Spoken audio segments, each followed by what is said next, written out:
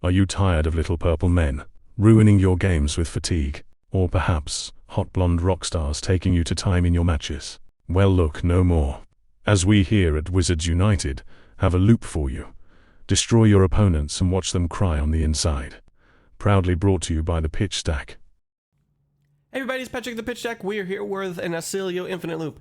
And you're probably wondering, infinite loop, why would we need an infinite loop? Well, there are certain decks out there that may not be the full fatigue deck that you would come across, which might be Lyeth or Pallades or maybe some fatigue Bravo type of list for Guardians.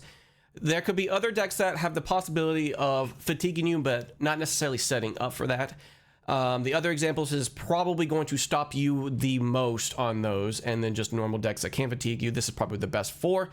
So more testing to let you know if that actually can succeed against the harder decks. There's going to be 4 cards that you will usually use for this loop. The Voltaris might not be like the most needed, though it does keep producing the lightning flow tokens whenever you pitch something.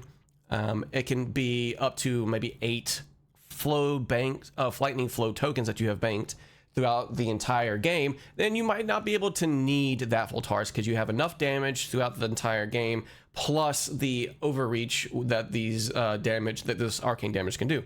So you need 3 arc ramps to say the thoughts, tap lessons past. Now the reason for, just to make sure that you can actually get them into your graveyard to say the thought, can only just be 1 copy, but rerun 2 just in case.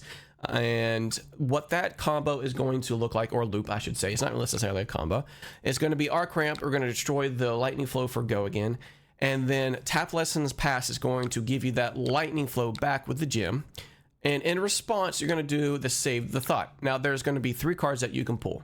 So what I usually do is a tap lesson pass and arc ramp, because you need those to come back to you guys. There's 2 choices that you can do. If you've banked a good amount of lightning flow tokens, like I mentioned before, and you still have the gem, let's say you had 8 flows, this will give you either more damage or another blocking card for your hand to survive.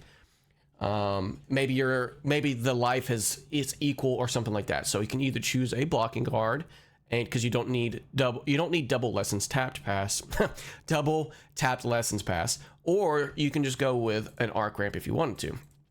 Because this is mostly just for the damage, as well as it's blocking too. So we're going to show you the example here, and we're just grabbing 2 lessons pass. So now that Voltaris is active, this will be 8 damage over here on the right side, as you can see.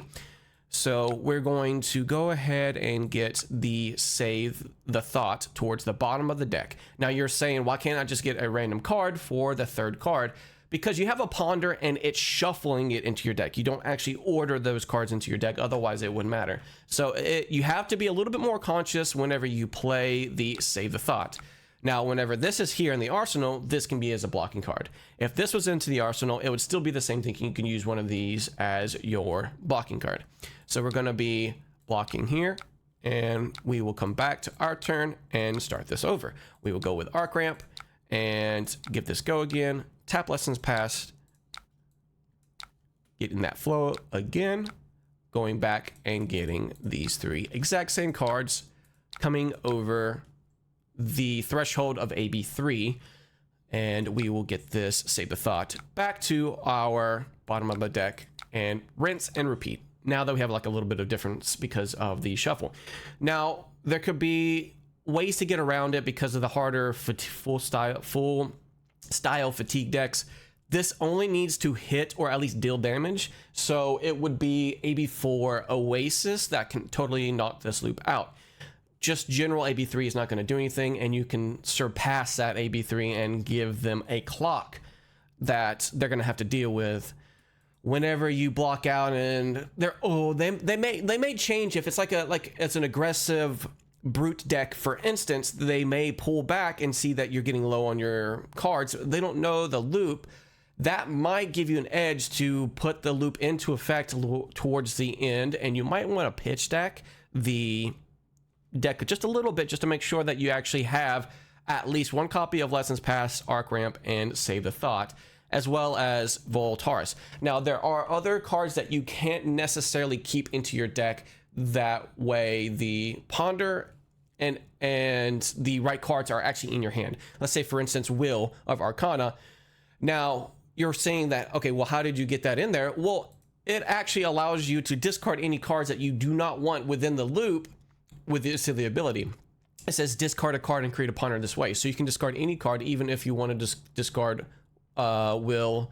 So that won't be in your deck, and you can have no clunkiness when it comes to that. Now, I don't know necessarily if it would help out more damage. It's just, I don't want that clunkiness. It might just be making the loop that much harder, if not impossible, because of the fact that that ponder could hit that Will and it goes right into your arsenal. So best just to go ahead and get it out of your deck via the ability.